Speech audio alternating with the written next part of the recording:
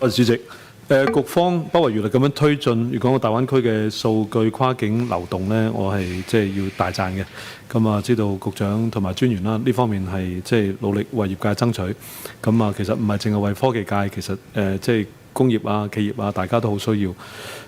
我想提到呢，就係呢個秘書處預備嘅背景資料簡介裏邊嘅14段提出呢，即係隨住內地嘅積極開拓數據交易市場啦。咁啊，跨境嘅數據交易當然係會增長啦。咁即係貿易多、交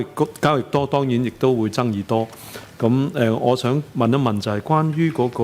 個跨境數據轉移建議嘅合約啦，即係所謂嘅標準合約啦。裏邊其實都好齊全。咁但係咧，即係我暫時睇唔到咧，即係裏邊去爭取去將即係嗰個樣本合約裏邊寫到明咧，有爭議嘅話咧係點樣解決？咁啊有建議大家記得寫，但係冇寫到點樣解決。即係我建議，我想請問局方會唔會嘗試推進用香港嘅法例、香港嘅調解同埋香港嘅仲裁去解決呢？因為即係數據始終係機密啦，就算個人數據又好，企業數據又好，咁如果最後要去到一個法院嗰度攤咗出嚟，咁啊變咗影響到有關數據機密，亦都影響到即係香港做呢個數據交易市場、數據交易中心嘅地位。唔該晒。好，爭議解決嘅方法請下副局。好，多謝主席，亦都多謝陳議員啦。咁首先咧，回應議員咧，其實我哋喺個大灣區標準合同咧，佢其實係會好清晰咁樣羅列咗咧，就係雙方即係包括係內地同埋香港呢方面，亦都當然包括如果香港後面仲有一啲第三方機構咧，佢哋係要遵從嘅一個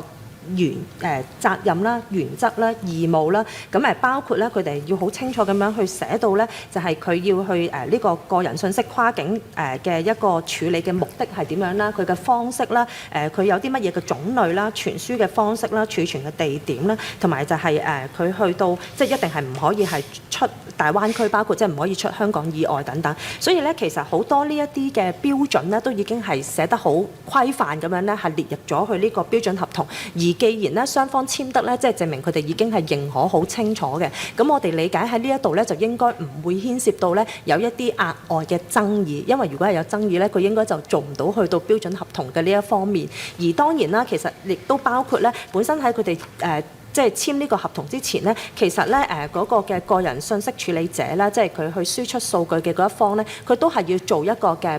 即係私隱嘅一個即係嘅一個個人信息嘅一個私隱嘅assessment 嘅即係一個評估。咁所以呢啲其實已經喺前期咧納入晒去，再加上頭先專員啦，我哋有介紹，我哋都會喺前期，不論係我哋數字辦啦、